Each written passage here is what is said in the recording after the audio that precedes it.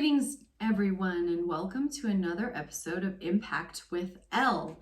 So today I wanted to talk to you guys a little bit about something that's been on my mind. Well, again, everything's on my mind. I don't know why I would say that, but it's really about the sort of negativity and what I'm feeling from our social environment these days, and how people are so angry and hostile, and it's like we can't talk to each other, especially if we don't agree. And honestly, that's one of the things that drove me to do this video channel is, this idea that we need to come together and have a forum to really discuss, exchange ideas, and learn. I think we can all agree that the world isn't perfect, but if we don't explore the ideas together, then how are we ever going to come together and make the world better? So I guess, for me, the hostility is really, really troublesome. It's funny, it's not even just the pandemic. It's sort of been a trend that I've been seeing. If we look at, urban environments, for example, how many people in apartment buildings actually know their neighbors?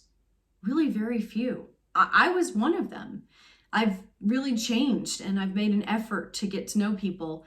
I'm actually one of those weirdos, probably freak people out, who meet people at tables in restaurants that are sitting alone, and it's like, well, why not? Why not engage them and see if they want to, join you? I know what it's like to be lonely, and I really like meeting people. Everybody has an interesting story, and I think everybody has something to contribute.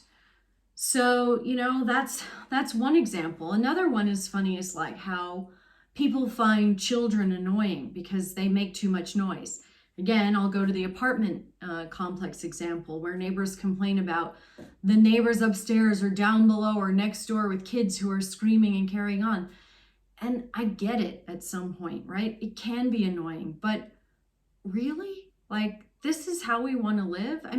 Children do scream and cry and carry on, and that's what life is all about.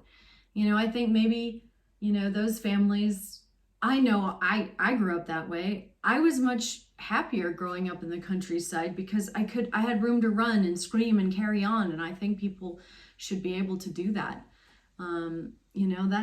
That's human nature. That's what children are. And I think we're closing ourselves into this weird box that is generating a lot of this anger and frustration. And it's a total lack of community.